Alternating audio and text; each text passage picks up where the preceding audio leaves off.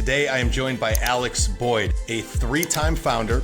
He's the co-founder of DemandBird, a cross-platform social media tool. LinkedIn doesn't want you to be authentic. LinkedIn wants you to contribute stuff for its algorithm. I am not authentic on social media.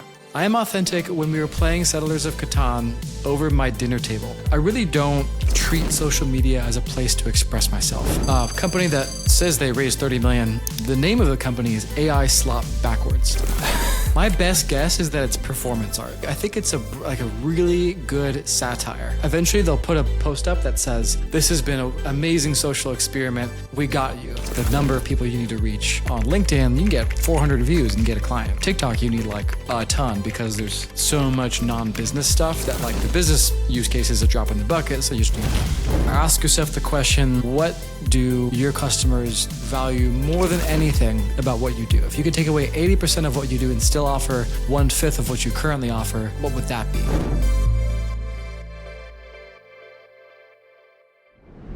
Hey, what's up, everyone? Welcome back to Life's a Pitch. Before we get into today's episode, I need you to do me a huge favor. Whatever platform you're on, so Apple, Spotify, or YouTube, make sure to follow or subscribe.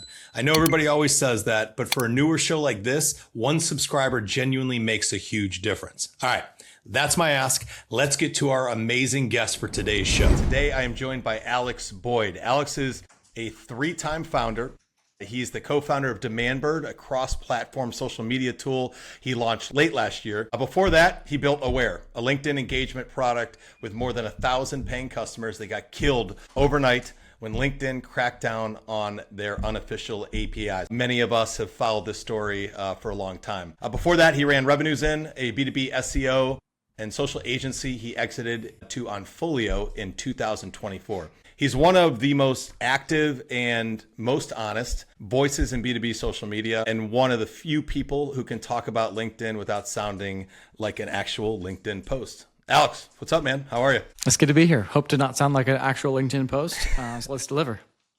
Yeah, for sure. So we're going to get into everything that happened with Aware. We're going to talk about your new project you started last year, DemandBird, which I'm excited to kind of dig into a little bit more. But you've talked about expanding past being like kind of like the LinkedIn guy into like Substack, Threads, Bluesky, Reddit.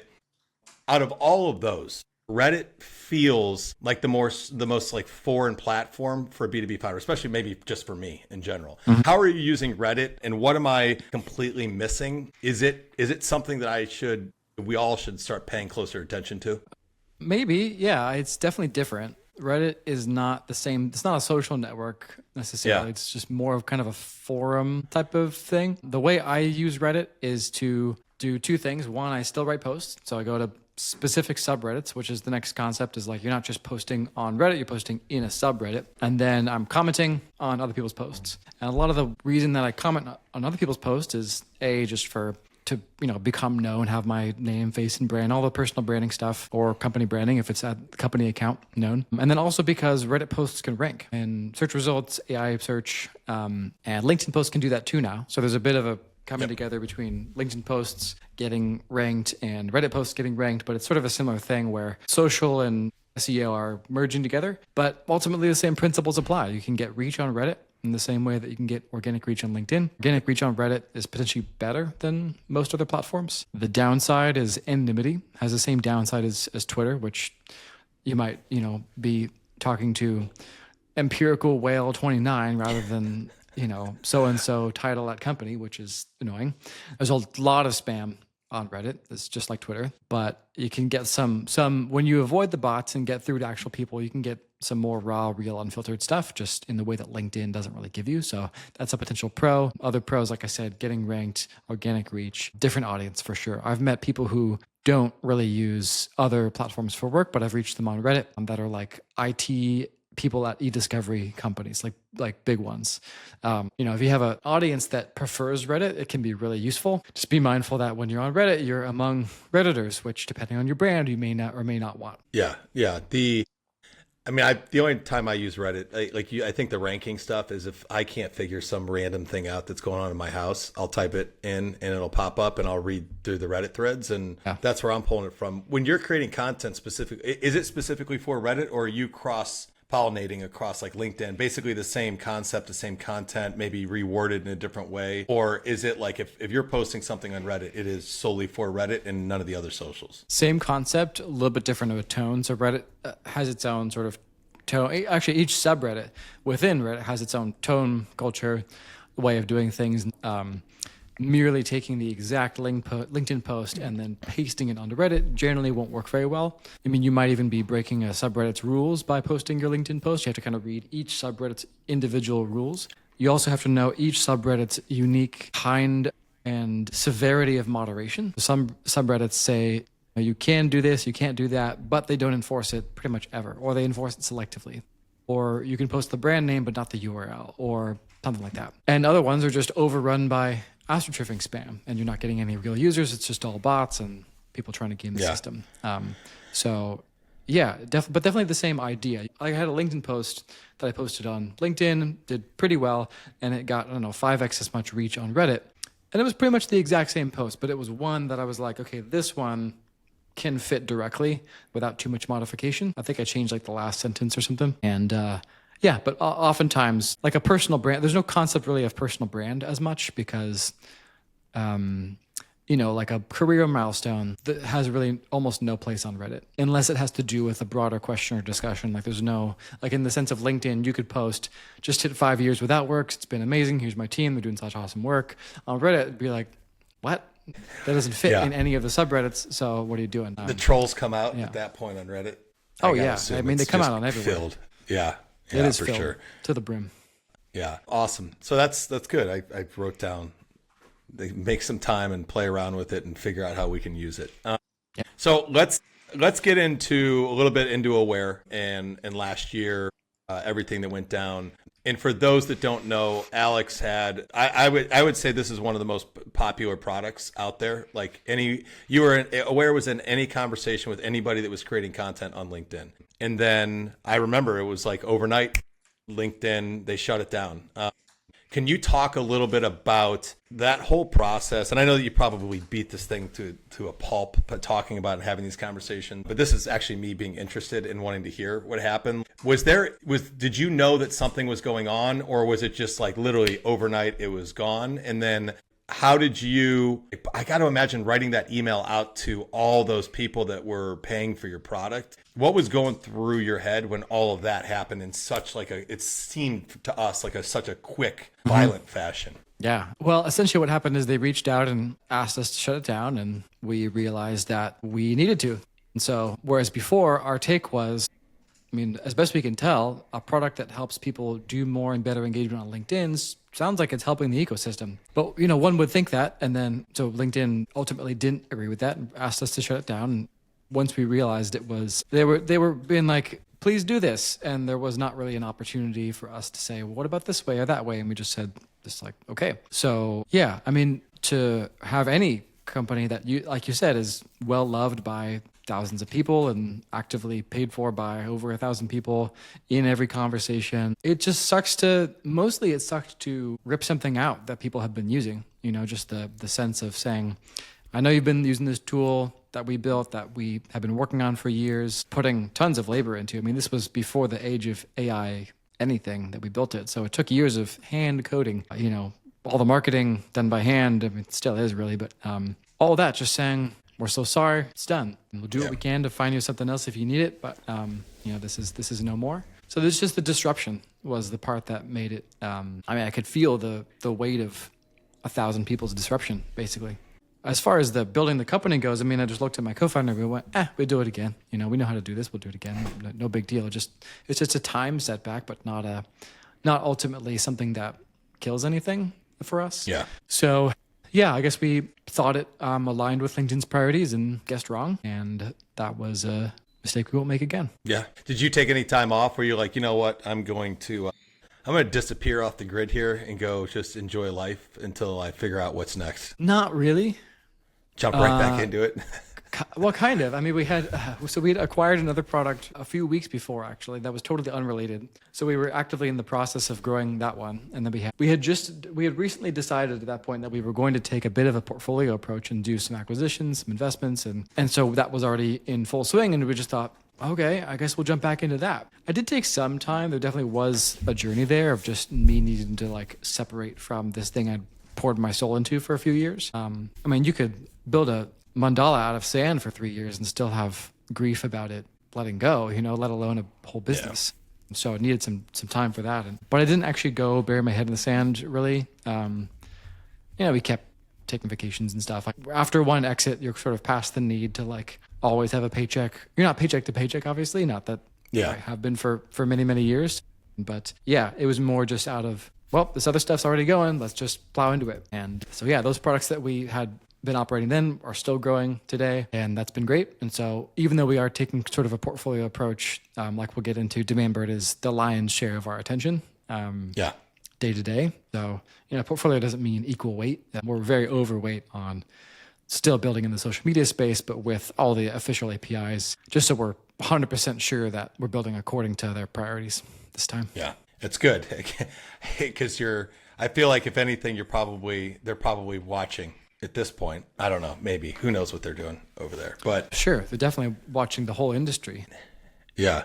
Every social media platform, once AI training became the core priority, they sort of all said, okay, anything that might be used by people we don't know and we don't control to train an AI off our data is the new priority shift, is my guess. So, if we saw like Shield shut down recently, they possessed a lot of data on LinkedIn posts. I get Hey Reach obviously too. What they had tolerated for over a decade, they no longer tolerate. Yeah, it makes sense. So now we're just saying, how can we help? How can we best serve? I've been an advocate of growing business on social, particularly on LinkedIn, for a decade now. And so, we're actively talking with them about upgrading our API access and doing more work together. And so, I would have always liked to build more of a relationship with LinkedIn. Like now I'm placing much more priority on, okay, let's have more conversations and multi-thread across this and build the next generation. How are you, so before I jump into DemandBird, how are you building those relationships? Like how did you start? You're like, okay, we're going to build this thing out. We have to focus on building relationships with the powers that be at LinkedIn. Like how did you even start that approach on, are you just keeping them in the loop every step of the way, or is there specific people that you've gone to that have put you in contact with the right people? Like how did that process go? I'm still working on it, but as far as just initial API accesses, it's as simple as going on the developer portal and saying, doing a few clicks. So now they have a record of everything that we're doing with the API key because it's through their dashboard. As far as, going beyond that, essentially I'm talking to all the friends I know who know people at LinkedIn and saying, hi, who and how, basically. And so that's in process. And I'm still just doing that, just saying like, hey, let's be friends. So, the same way you do any other like social selling or LinkedIn approach is the same way. Yeah. Awesome. So let's get into DemandBird. I've been following this since you kind of built it out. I told you that because we were member users of the Shield. We use it for a lot of our clients, actually all of our clients. And I think we have access until a few weeks from now. So we've got to make a shift. And I don't know if my co-founders, because they're kind of running this, I don't know what they've done yet with it, but I know that DemandBird is one of the companies that we're definitely looking at. But why don't just run me through who DemandBird is for, because I think one of the things that's interesting is Aware was built on a lot of solopreneurs were your users with Aware. And I think that you've kind of shifted away from that being your market. So talk to me about like DemandBird, what you guys are building and who your ICP ultimately is. Yeah, Aware was built for the creator. And then we ended up realizing that the agency segment was a better business segment for us to serve. With DemandBird, it's the opposite. So we're building for the brand, team, company, or agency that serves them. And then sort of like as an afterthought, the creator that sees value in that approach too could definitely get value from it. But what we have in mind when we're building is primarily the agency, because that's the most professional use case of a team. The way an agency works is very similar to the way an in-house social media team works. It's just that there's external and internal stakeholders versus all internal, but the agency kind of has it really dialed. So we're building for that use case first. The team The in-house team sees that and is like, oh, great, you have all this kind of approval, collaboration workflow ready. That suits us very well, which makes sense. It's just your emails are at the same domains instead of different ones. And then if you're like a small team or even an individual creator with a ghostwriter or someone, you'll see that and go, oh, this is very convenient. Yeah, I guess the only thing is if you have literally like one channel you post on and you're on Buffer's free plan for one channel and you never really schedule far out in advance, you'll find our price point more expensive than $6 a month or $12 a month or whatever. Not by a ton, but by enough that if you are in, if that is a big expense for you, then you may not want to upgrade. So we're not really trying to price and position toward Buffer. More like the people for whom Hootsuite and Sprout Social have become unwieldy, legacy, outdated products, and you don't really need the fullness of that, and it's 4 times more than you'd want to spend, or 10 times more, 20 times more than you want to spend in some cases, then we'll fit a lot better for them. So the professional use case, not really the solopreneur creator use case, is what we're really building for. But again, if you build for social media, you're going to get a lot of people who are individuals using it. That's totally fine. We want to support them too. We're just don't have them in our mind's eye when we architect features. Are you going after then the Hootsuite, the Buffer, Sprout Social? Are you going after their audience, or are you guys a more affordable option to that? Obviously, your prices are significantly less than those. Maybe not Buffer. Buffer's got a low one. The opposite with Buffer, yeah. Well, yeah, depends. Yeah. Are you going after their audience, or are you trying to kind of carve out your own niche area? I wouldn't say we're doing anything proactive to go after in terms of like offense. We're not, for example, like emailing everyone who's used Buffer and saying, do you want to switch? That's not what we're doing. In terms of positioning, if someone asks us like, I'm using Buffer, people have come to us proactively and said, I'm switching to you from Buffer for these reasons. And so we're like, oh, that's interesting. But we're not trying to poach per se. Not that. What are the reasons? Just convenience. We just haven't gotten there yet. I mean, if I have time for a finite amount of marketing stuff, I'm going to do all of my sort of owned properties, my own social, my own stuff first before I really need to go out into anyone else's audience. My own audience is far from exhausted. I mean, there's millions of people who see my brand every year. Thousands of people on our email list. I mean, I've 20,000 LinkedIn connections or whatever, and more than that followers. It's going to be a while before I need to branch out of that. I think we can get clear into the 7 figures and beyond of ARR before we need to. So we'll just probably do that for a while. The exception will be if someone pisses us off, in which case, it's fun to be like, okay, great, game on, but that's more like entertainment for me than it is like competitive aggression in the marketplace. And also if somebody genuinely loves Hootsuite, like, great, sounds like you love it, Like if you follow Josh Braun's post on LinkedIn, my response would be, sounds like you really like it. Yeah. Great, I just talked with someone this morning who was like, yeah, I've been using Sprout forever. I want to see what else is out there. It's like, okay, cool. Why would you want to see what else is out there if you've been using it forever? Obviously, if you love it, you're not going to see what else is out there. You're going to be like, I love it. And so she was like, well, show me your product. And so I did a very brief demo and said, how does that compare? And she said, well, it looks like you have a lot more in this way. It sounds like Sprout. She said Sprout just kind of sort of fluffs up what you've typed in terms of AI. And our AI pipeline is way more robust in that respect. She immediately commented that our analytics looked better, which I thought was great. And then said the reliability of publishing on Sprout was not always good. She said, how do you handle it when a post doesn't publish?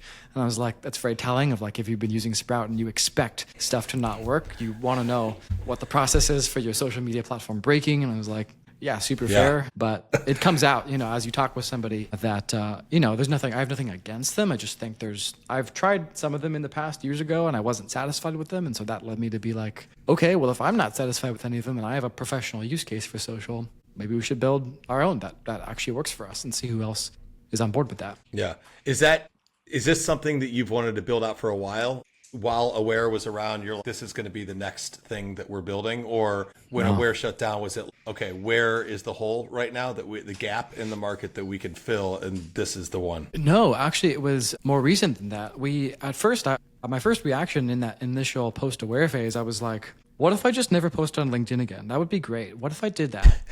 Yes. And sometimes we all feel that. Yeah, totally. I mean, me as well. And so for a while, I didn't really. Like, I barely posted. My frequency of using the platform went down a lot. And we just invested in other channels for growing our business, and that was fine.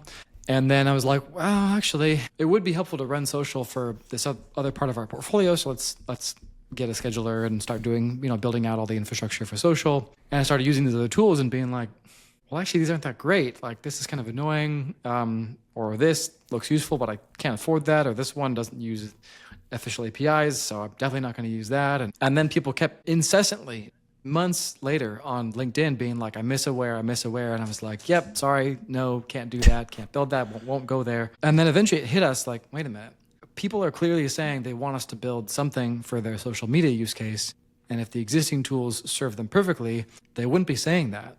They'd just be saying, thanks, but I've got this other thing. So it hit us way later that like, what if we just built within the official APIs and then we looked into it and we're like, oh, you can do a good amount of stuff with this. And you don't have unlimited discretion, which is part of the game, but you can do a lot. And so it was many months later that we reached that point of saying, we'll just use off-the-shelf tools, and then realizing they weren't that great, in my opinion. And I'll say, like, as a SaaS bootstrapper, I have a ton of respect for Buffer, right? Like, Joel and the team, like, they're doing awesome stuff. I just want to have in writing in this transcript that we think they're cool, like, no ill will. We think they're super cool. Joel, if you're seeing this, hi, I want to be your friend. But yeah, we're just serving people who need something and have bought from us with Aware and need something else. And so we're just kind of focused on the customer more than we are on competitors. But naturally, we are hearing a lot of stuff about how we position versus other people as we do demos and talk to people. And they're just telling us that stuff. Yeah, I use Buffer. For cool. the podcast, I'll push it out to other platforms. But you talked about other platforms, so I want to stay there for a second. You were primarily like LinkedIn with Aware, like everything was pretty much around LinkedIn. What other platforms are you playing with right now? I know that you're in Substack. I saw you had a Substack. We're going to be starting a company, Substack, with my two other co-founders, which we're super excited about. But like, if LinkedIn went away today, no more LinkedIn, where are you taking, from a B2B mindset, where are you taking your primarily content strategy to? Yeah, it's tricky. I would have to do a lot of work to rebuild it. But if you really take Twitter and aggressively mute, block, filter, curate the algorithm, you can get a pretty good targeted feed. You're missing all the job title data, all the kind of corporate contacts. That's really missing. But just the sheer number of people is still kind of there. Substack, awesome still for organic reach. Different culture, like slightly more, I'd say, like intellectual culture. Just people aren't sort of, you will never see a comment, AI to get my AI agent system blow up on Puffer. I'm Substack. Yeah, you just don't see that on Substack. It's not there. Yeah. So it's good. Yeah, it is good. Even Reddit is sort of the same thing. It's not that I'd pick one. I'd probably try to, what I am doing is just branching out on multiple to try to fill the gaps. I'd still do that. Honestly, even Threads. Threads is pretty good. It's like a more low budget thing, but if you, there's tons of social media managers on Threads, and that's one of our core markets. And so it's pretty easy to reach them there. Organic reach is still good. I might even start doing TikToks. We'll see. That one. Yeah, I know. I started doing it. I started doing TikToks. I'm probably have like 30 of them there, and I was doing it every day, like religiously every day. And it is a lot harder than I thought. I'm like, because like coming up with a TikTok, shooting it, like sometimes I just felt like such a moron in the way that I was doing it. And I'm like, it was so like outside comfort zone for me, but I was doing it, and I just was getting like 100, 200, like, views. And it was just like, I don't know. I feel like there's an entire strategy that I got to actually devote serious time to figure out how to grow this thing to where I would actually see any type of success with. It's a 200 view jail is what it's called. On TikTok. That's where I live. I live. We broke out of it with we have a posts. TikTok channel. Oh yeah. I paid for it one time. I was like, you know what? I'm going to put some dollars behind this just to make myself feel a little bit better. And I think I got like 2,000, and I'm like, I'm pinning the shit out of this one. So anybody that jumps on, they're going to see that. Nice. Great. Did nothing for me except for made me feel better about myself. But you need to reach like hundreds of thousands of people on TikTok to finally reach anyone in a B2B context. Like the number of people you need to reach on LinkedIn, you can get 400 views and get a client. On TikTok, you need like a ton, because there's so much non-business stuff that like the business use case is a drop in the bucket. So you just need to really blow it up. Their targeting for B2B is not. No. Because I don't know if like my 10-year-old daughter is going to be the one that's liking a post that I put out, or a CEO. You guys are what, 7 months into DemandBird? Is that about right? Yeah, something like that. No. Yeah, around that. Okay. Is there anything about the product that what you started building that you got completely wrong? You're like, oof, quickly realized that you missed the boat on this particular angle of the product and had to pivot pretty quickly, or are in the process of pivoting, or are you still pretty much in a straight line with where you started? Sometimes we have this like wild hair that if we could start over again, we would have just built an MCP for social media and like almost nothing else. I'm not sure that we really think that. This is kind of a thing we see after reading Twitter, and then we're like, is that a real thought or not? And but we did launch an MCP and API with the V1 of the product, so that was pretty prescient. So I'd say if anything, it's more like we're going to lean more into the sort of social media agent side of things, not because we think people should automate their social with agents, but because if you, for example, have a content pipeline that involves something that needs an MCP to publish and to generate content, that's useful. Not that you should, fill the feed with slop spam, but you still might have like this podcast be transcribed by an agent, which goes to Cloud Code, which writes a post that then puts it in your DemandBird drafts that you then review, make sure is good. And then we sort of help you reformat it across platforms.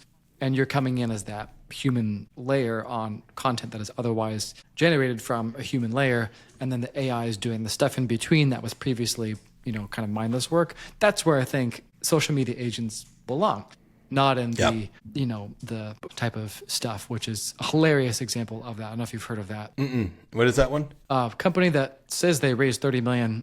The name of the company is AI Slop Backwards. It's hilarious. Go on Twitter for 5 minutes, you'll encounter it. And my best guess is that it's performance art. I don't think it's I think it's a really good satire. Like eventually they'll put a post up that says, "This has been an amazing social experiment. We got you." Like that would be hilarious if they did that. But it really is. It's like the company runs by itself. It's all AI agents. We just raised $30 million.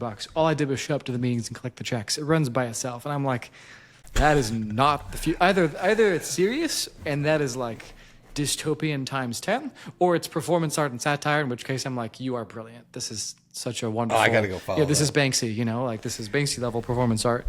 It's got to be one of those two things, or I will be very disappointed. But that's not what that's we think you should do.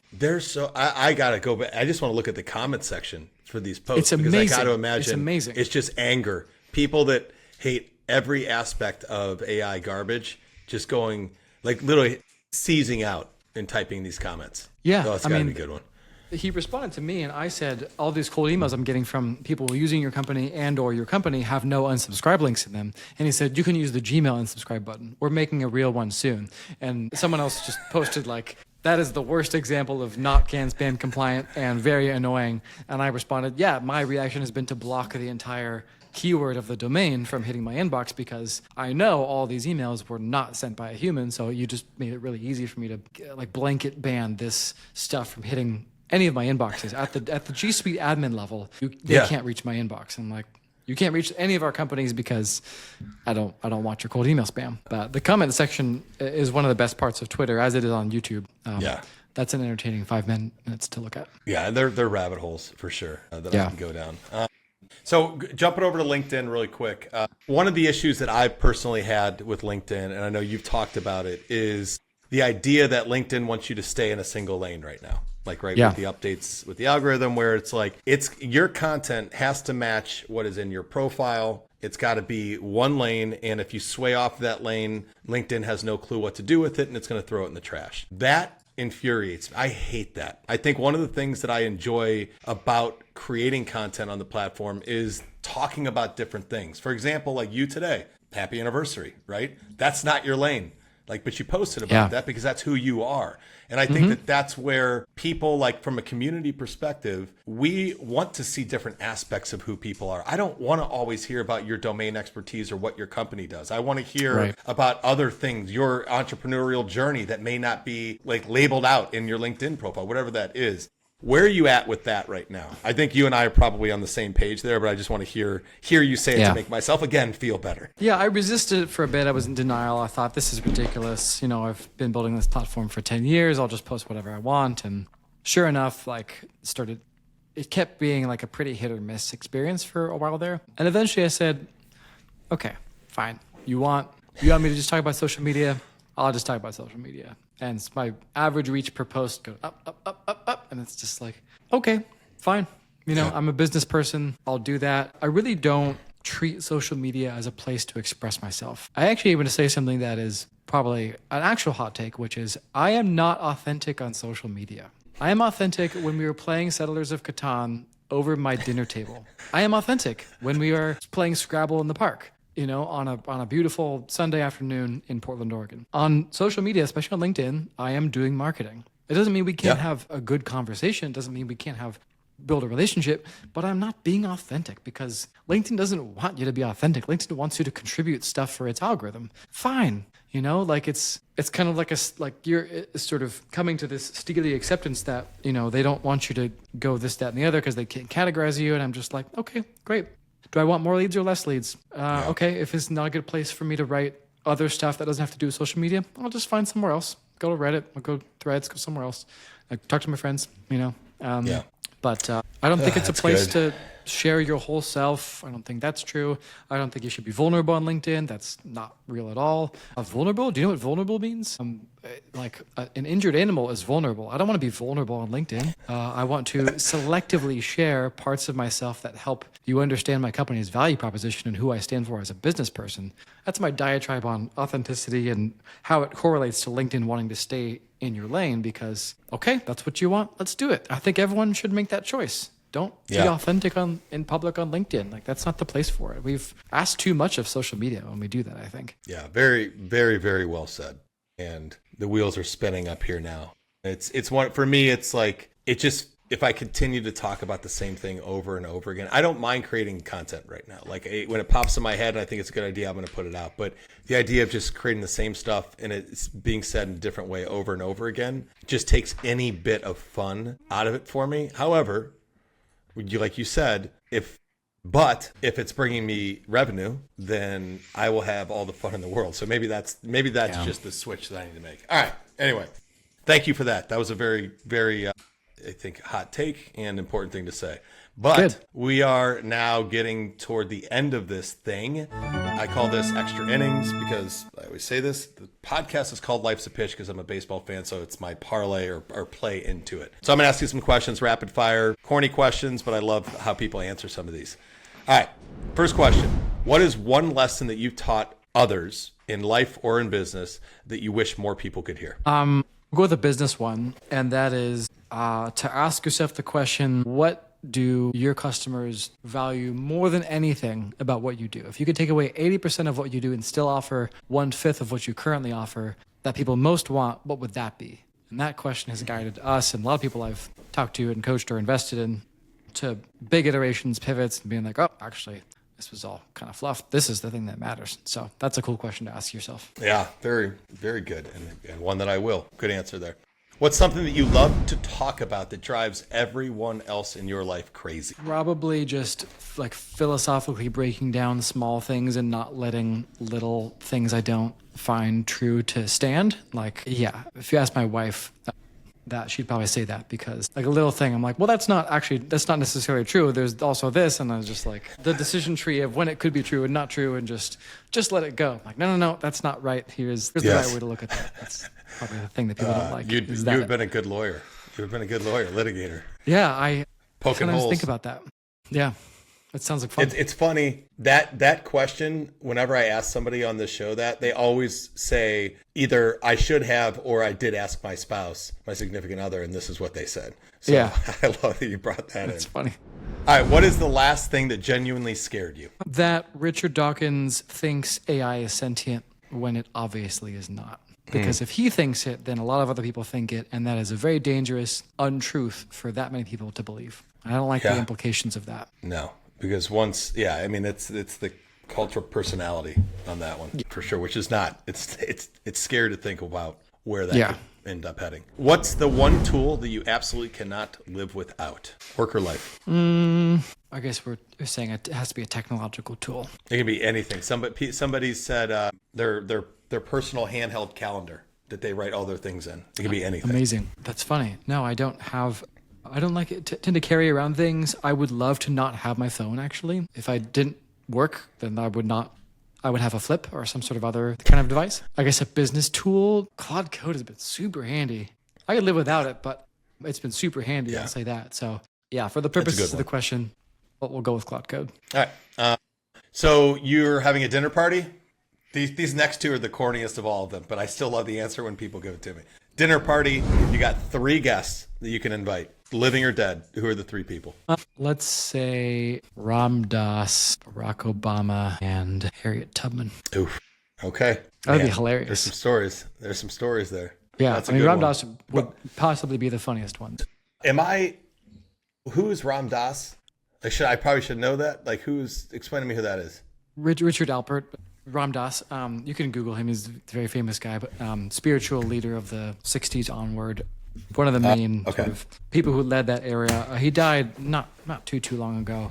Some people I know who have been Buddhists for a long time have personal stories of knowing him and funny stuff he said. And if you read Mickey Singer's The Untethered Bull, The Surrender Experiment, there's a lot of funny interactions with Ram Dass and Mickey Singer in a car. And Ram Dass is holding this piece of software on a floppy disk that they are going to take the company public with.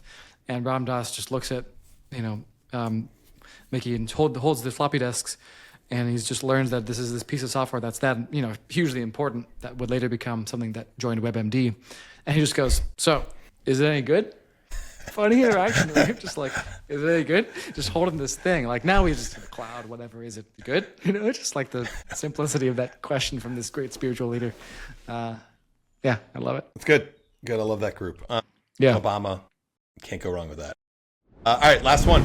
First concert, last concert. Oh, man. Well, we went to a stand-up comedy show last night, which was really fun. And before that, I went to previous actual musical concert I went to was Mr. Vale's high school math class, which is literally a math-themed brass band that performed in Portland. Very Portland. First concert, I think, was some emo band, I think Motion City Soundtrack or something, when I was 16. Okay. At the Warfield in San Francisco. Yeah. They just popped up on, I live in Chicago, and they just announced the Riot Fest lineup, and that band is playing at Riot Fest this year. Wow. All these years. Funny enough. Awesome. Alex, this is great. I genuinely appreciate you coming on and sharing these stories, telling us more about DemandBird. How can people find you? Is there anything you want to plug right now? Yeah, either demandbird.com or find me on LinkedIn. If you're looking to get in doing more stuff on social media, good place to ask me questions there. If you're more of like a founder, want to know more about our founder journey, we have a community that could be interesting for you to join. Find me on social and then send me a DM. Awesome. Thanks again, man. That is a wrap for this episode of Life's a Pitch. Again, thanks to Alex for joining the show and sharing everything behind what he is building out. If you liked the episode, share it. Please go subscribe, follow. Don't have a ton yet. This is still a young podcast, so the more of those I can get, the better it will be, and the more people like Alex will come on. I'm sure if Alex looked at how many followers we had, he probably would have thought about coming on. But I looked and came on anyway. All right, love it. So again, go like, subscribe, do whatever you need to the podcast Life's a Pitch, and remember, behind every strategy, title, or success story, there is chaos, self-doubt, and a whole lot of trial and error. We will see you next time.